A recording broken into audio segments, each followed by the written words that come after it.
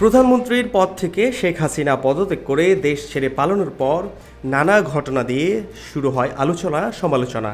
এর মধ্যে একটি হলো সাবেক ডিবি কর্মকর্তা হারুনুর রশিদের ভাত খাওয়ানো। কার্যালয়ে আসা অতিথি বা আটক ব্যক্তিদের খাওয়ানোর সেসব স্থিরচিত্র ও ভিডিও তিনি ফেসবুকে প্রচার করতেন। বিষয়টি নিয়ে হাইকোর্টও অসন্তোষ প্রকাশ করেছেন। অনেকেই গোয়েন্দা কার্যালয়কে হারুনের ভাতের হোটেলও বলতেন। এবার এই বিষয়টি নিয়ে সিনেমা তৈরির ঘোষণা দিয়েছেন ও অভিনয় শিল্পী জাদু আজাদ। সিনেমার নাম হারুনের ভাতের হোটেল। 19 আগস্ট বাংলাদেশ চলচ্চিত্র পরিচালক সমিতিতে এই নাম নিবন্ধন করেন তিনি। সেখানে দেখা যায় সিনেমাটির পরিচালক হিসেবে আছে জাদু আজাদের নাম।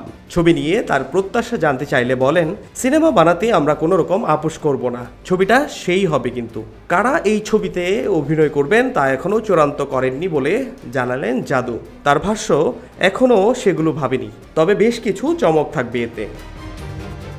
এরই মধ্যে খালেদা জিয়াকে নিয়ে মাদার অফ ডেমোক্রেসি নামে সিনেমা তৈরির ঘোষণা দিয়েছেন MK জামান। চলচ্চিত্র পরিচালক সমিতির শিডিউল খাতা থেকে জানা গেছে, গত 10 দিনে 6টির মতো চলচ্চিত্রের নাম নিবন্ধন হয়েছে।